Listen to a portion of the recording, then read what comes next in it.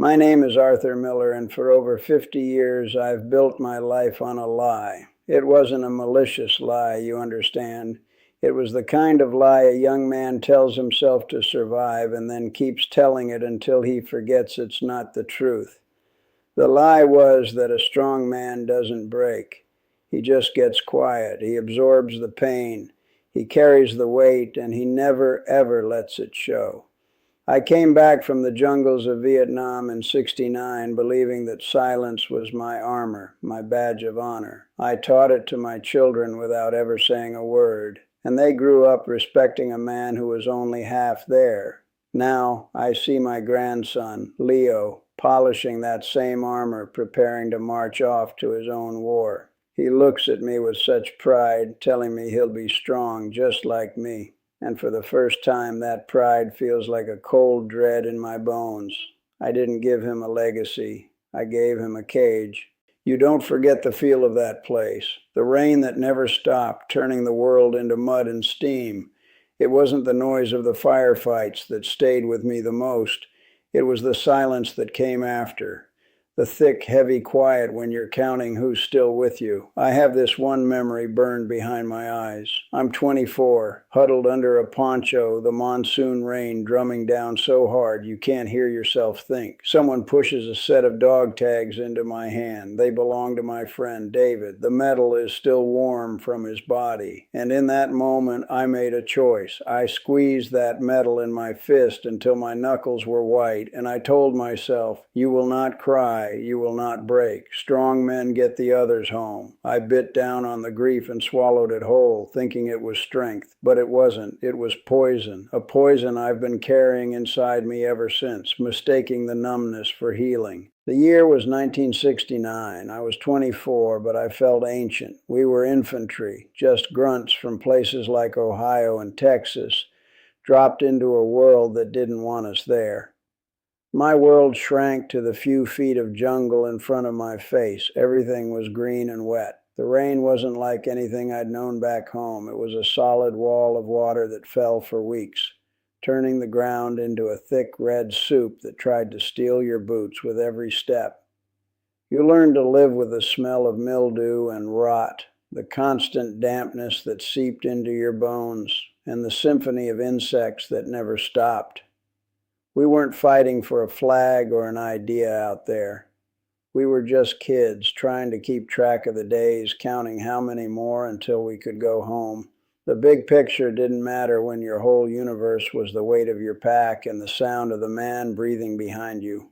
The bonds you form in a place like that, they're different. They're not built on long conversations or shared hobbies.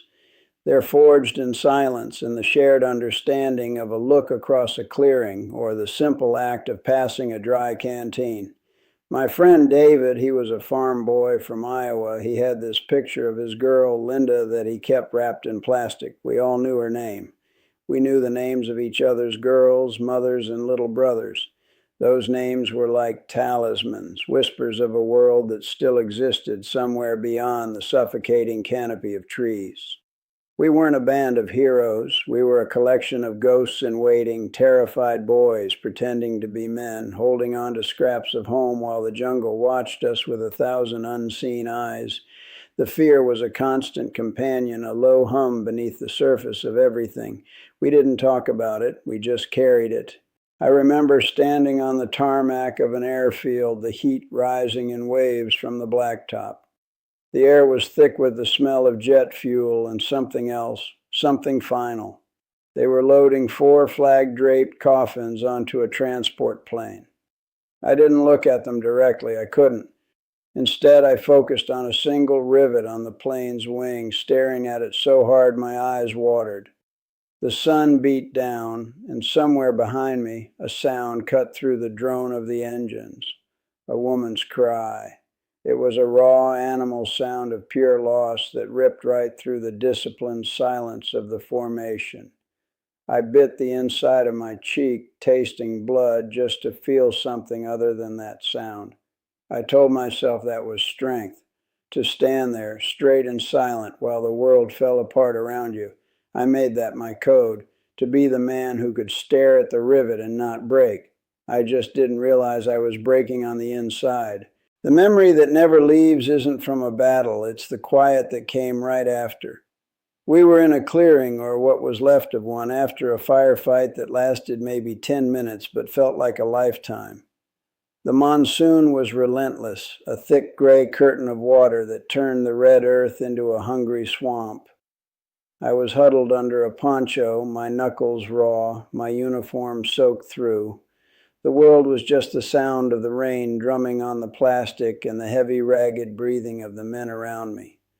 We didn't talk. We just sat there in the mud, trying not to think about the ones who weren't breathing anymore. Then a hand reached out from under the poncho next to mine. It was Sergeant Miller, his face a pale mask in the gloom. He didn't say a word. He just pushed something small and metallic into my palm and pulled his hand back into the shadows. I didn't have to look. I knew what it was. The two small pieces of metal were still warm, his warmth, David's. I could feel the raised letters of his name pressing into my skin. David J. Peterson. A farm boy from Iowa who loved the smell of hay after a rainstorm and wrote letters to his girl, Linda, every single night. The grief rose up in my throat like bile, hot and suffocating. I wanted to scream. I wanted to throw my head back and howl at the gray sky until my lungs gave out. But a voice in my head, cold and hard as steel, whispered a command. "Don't you dare! Don't you break!" I squeezed my fist around those tags, the edges digging into my palm. I squeezed until the warmth was gone, until my knuckles were white and shaking. Strong men don't break, I told myself. Strong men get the others home. It became my prayer. And just like that, something inside me clicked shut.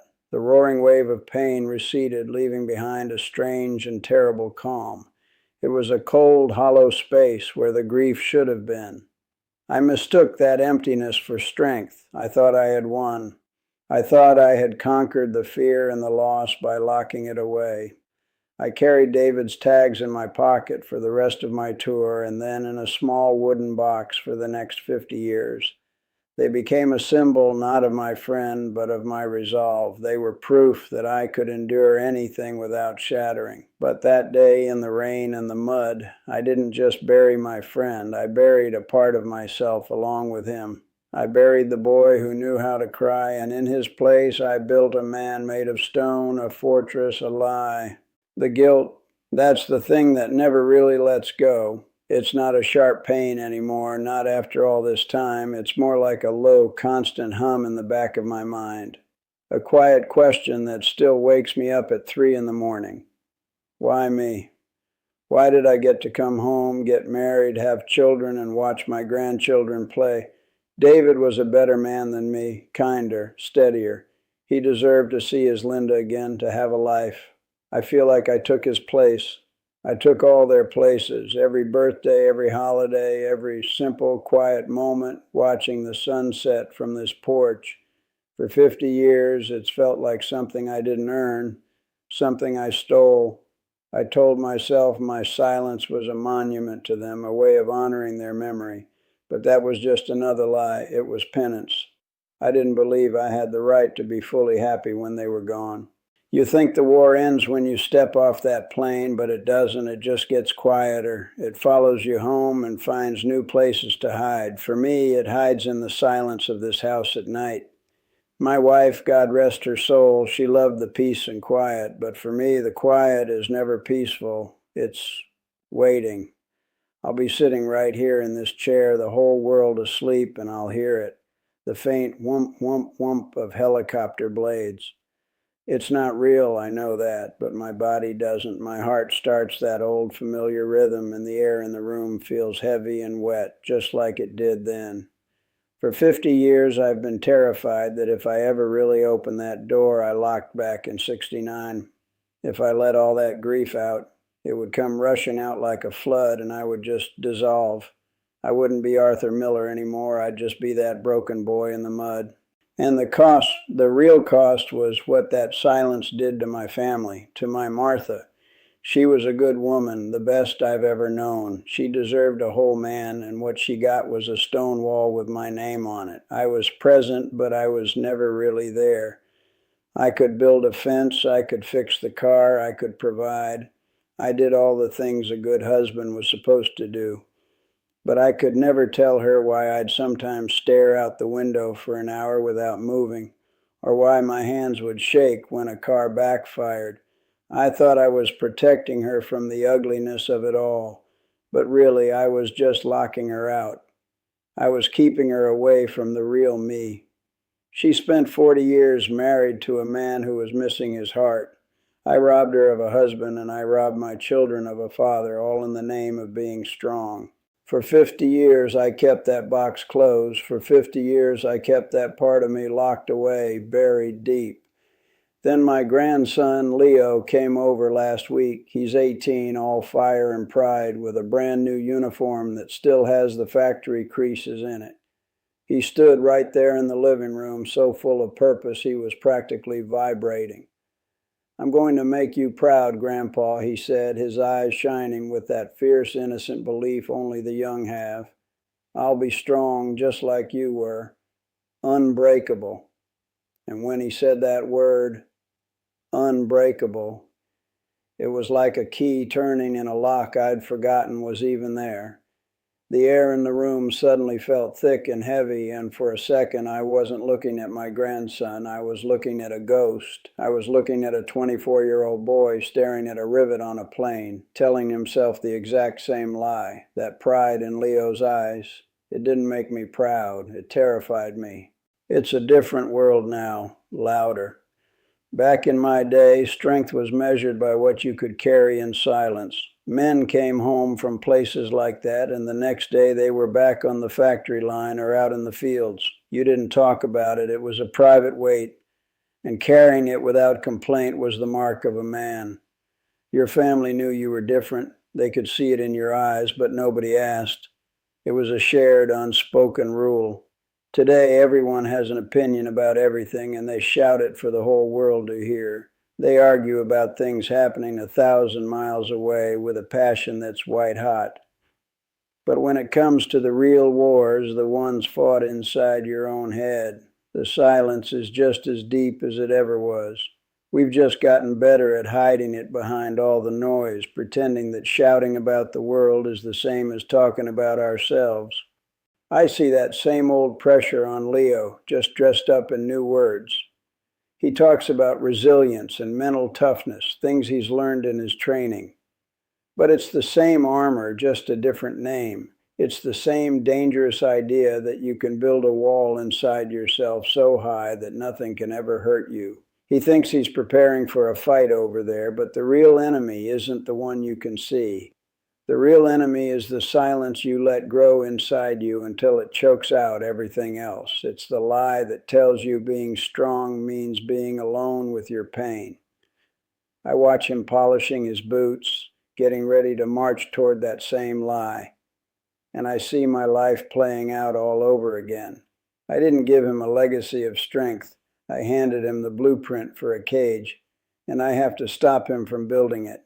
So, 2 nights ago after Leo left, I did something I hadn't done in 54 years. I went to the old chest at the foot of my bed, the one Martha always kept her winter blankets in, and I took out a small dark wooden box. My hands were shaking, not like they do from old age, but like they did back then in the cold rain. For my entire adult life, I believed that what was inside that box and the silence I kept around it was the very foundation of who I was. Arthur Miller, the strong one, the unbreakable one.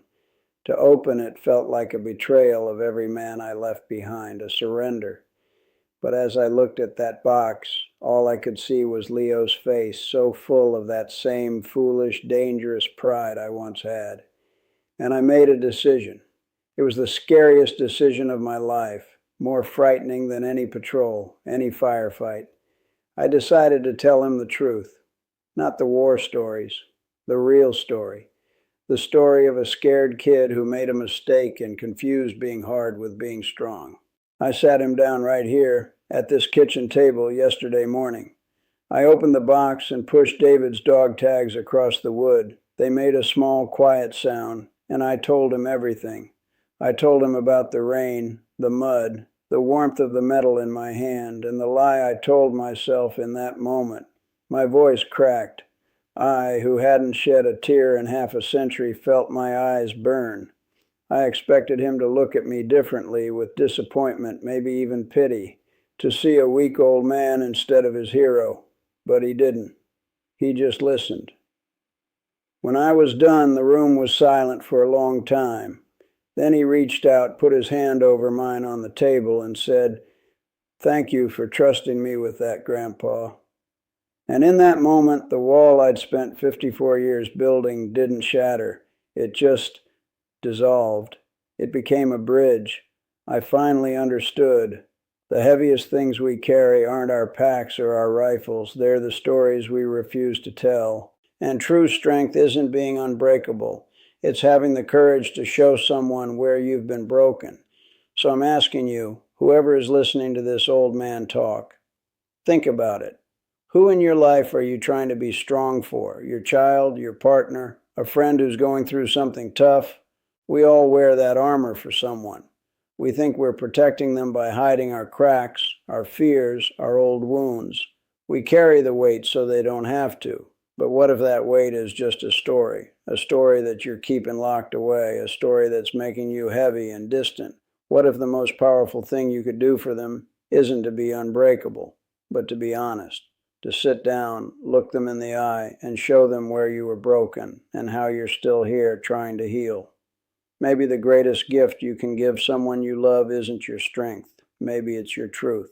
I spent 50 years building a legacy on silence, thinking it was honor. I was wrong. I was just passing down a map to a prison.